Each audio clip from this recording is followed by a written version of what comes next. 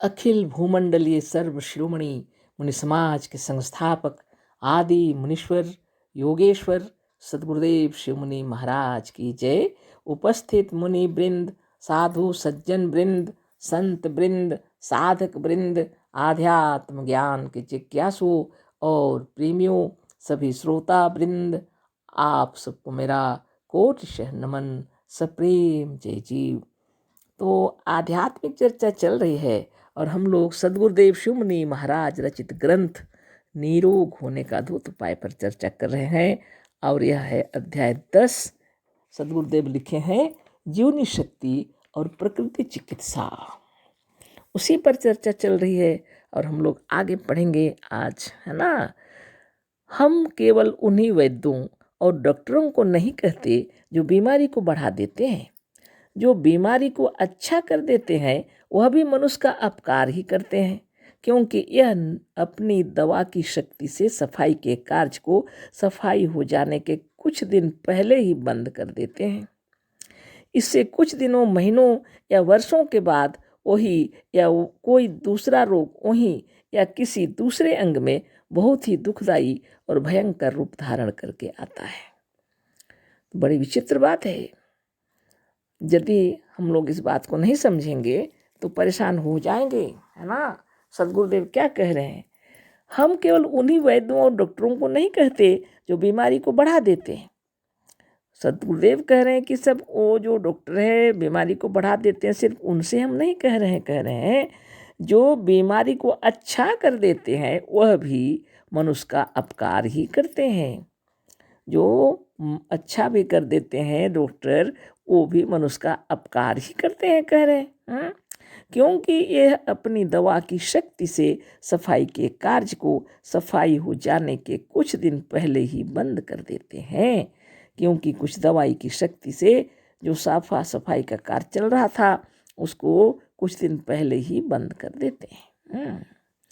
इससे कुछ दिनों, महीनों या वर्षों के बाद वही या कोई दूसरा रोग वहीं या किसी दूसरे अंग में बहुत ही दुखदाई और भयंकर रूप धारण करके आता है।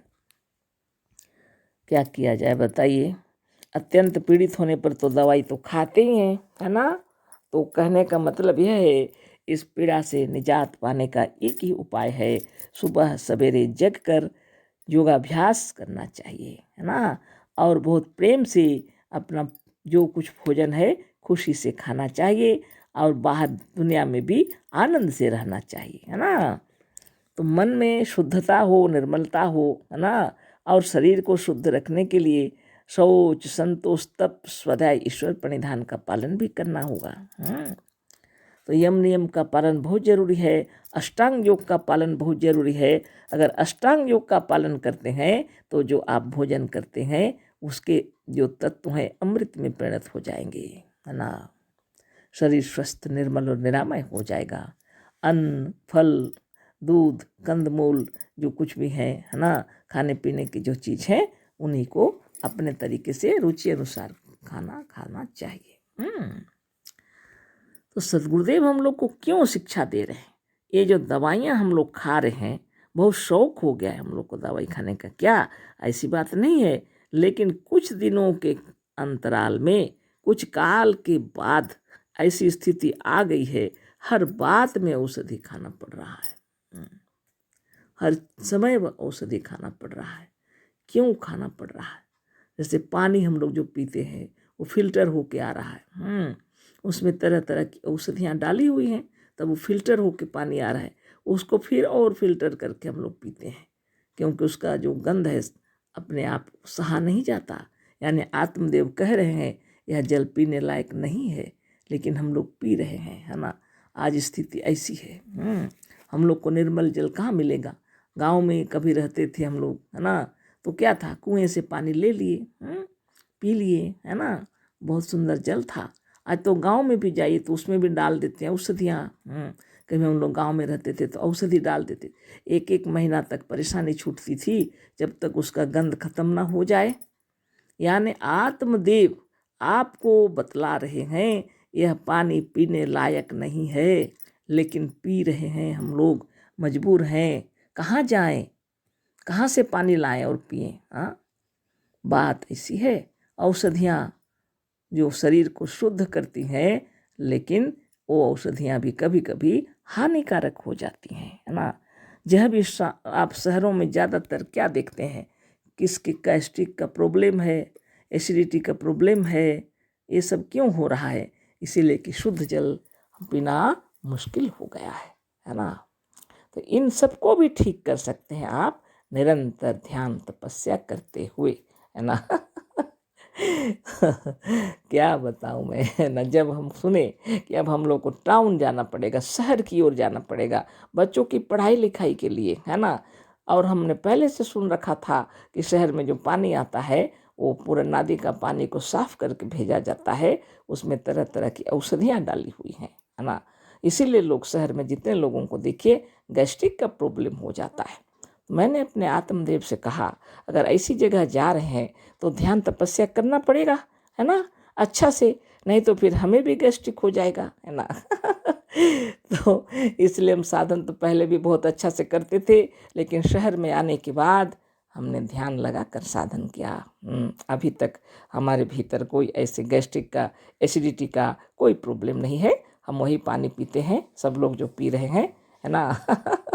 तो आप सोचते होंगे हम अपनी बहादुरी कर रहे हैं, तो बहादुरी तो प्रत्येक मुनि को करना चाहिए, प्रत्येक योगी को करना चाहिए, ताकि औरों को यह ज्ञान हो जाए। जब तक आप योग नहीं करेंगे आपके हृदय के अंदर में वह शक्ति जो है सो रही होती है ना। जो शक्ति आपके अंदर है, जो आप पानी पी रहे हैं, हो सकता है विषाक्त हो, लेकिन भीतर से आपके अंदर इतनी शक्ति है कि उस विष को अमृत में परिणत कर देते हैं, है ना। चक्रभेदन साधन है आपका, चक्रभेदन साधन सद्गुरुदेव बतलाए हैं। पहले भी यह साधन था लेकिन लोग को मालूम नहीं था, लोगों को, है ना। समुद्र मंथन आपने पढ़ा होगा, और लोग तो खिल्ली उड़ाएंगे निश्चित रूप से, है ना। और नहीं समझने पर तो होती ही है ऐसी बातें, है ना। कुछ बातें ऐसी हैं जिनको गुप्त रूप में रखा गया है। योग साधन, चक्र भेदन, ऐसा कुछ साधन है जो नियम अनुसार बतलाया जाता है, जो बहुत प्रेम से सीखा जाता है ना। गुरु के सामने बैठकर सीखा जाता है। लेकिन जगत में जो कल्याणकारी विचार उत्पन्न हो जाते हैं हृदय में, तो हम लोग क्या करते हैं, उसको गुप्त रूप में भी बाहर प्रकट करने लग जाते हैं, है ना। तो नहीं समझने के कारण में उसका कोई लाभ नहीं उठा पाते हैं, है ना। समुद्र मंथन क्या है, हमारे शरीर के अंदर में जब आप चक्र भेदन का साधन शुरू करते हैं, समुद्र मंथन आरंभ हो जाता है ना। ये अपने शरीर के बारे में लिखा हुआ है। हम लोग वेदों वेदांत के अंदर में, जो भी उपनिषदों के अंदर में, इस ग्रंथ के अंदर में जो कुछ लिखा हुआ है अपने शरीर को निर्मल बनाने के लिए लिखा हुआ है। लेकिन नहीं समझने के कारण में बाहर की दुनिया को देखने लगे। जो है पिंडी सो है ब्रह्मांडी, जो पिंड में है वह ब्रह्मांड में भी है ना। तो समुद्र मंथन का विचार ऐसा हो गया मन के अंदर में कि वो विशाल समुद्र के अंदर में, है ना, वहाँ पर मंथन किया गया था। और क्या बताऊं, देवलोक से देवता लोग आए और फिर असुर लोग आए और दोनों मिलकर के शेषनाग को बीच में रखा, है ना। और फिर क्या पर्वत उसको बोलते हैं, हम तो सोचते हैं सुमेरु पर्वत की, क्या कुछ ऐसा कुछ पर्वत है, आपको तो मालूम ही होगा।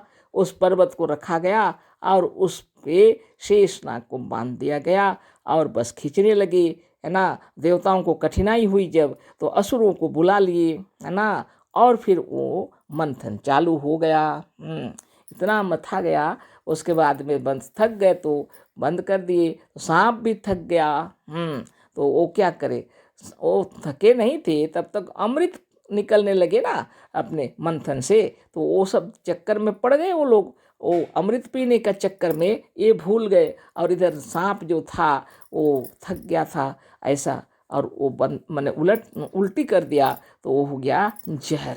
इतना जहर हो गया समुद्र में, तो बड़ा मुश्किल हो गया।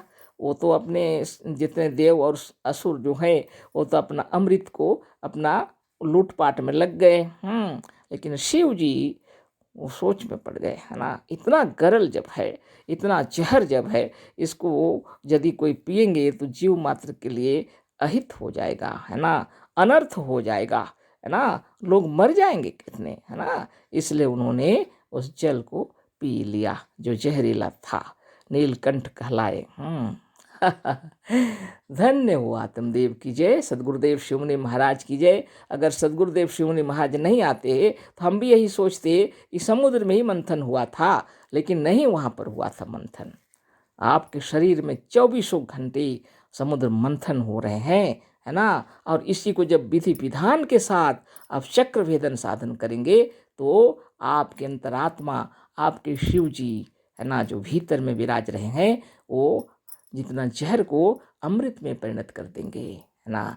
यूं ही आप साधन करना आरंभ कर देते हैं, विष अलग हो जाता है, अमृत अलग हो जाता है और सारे शरीर का निर्माण होने लगता है, जिसको सदगुरुदेव समझा रहे हैं। जीवनी शक्ति विकारों को दूर करने के लिए कठिन परिश्रम करती है शरीर के अंदर, लेकिन कभी कभी ये जो विकार हैं शरीर में रह जाते हैं। उसी के लिए कहीं फोड़ा, कहीं घाव, कहीं कुछ और कोई बीमारी और कैंसर, तरह तरह के रोग जो देखने में आ रहे हैं, है ना। तो कल फिर चर्चा होगी। तो कहने का मतलब यही था। अखिल भूमंडल सर्व शिरोमणि मुनि समाज की जय, सब प्रेम जय जीव, सदगुरुदेव शिवमुनि महाराज की जय। अशेष धन्यवाद, कोटिशः नमन।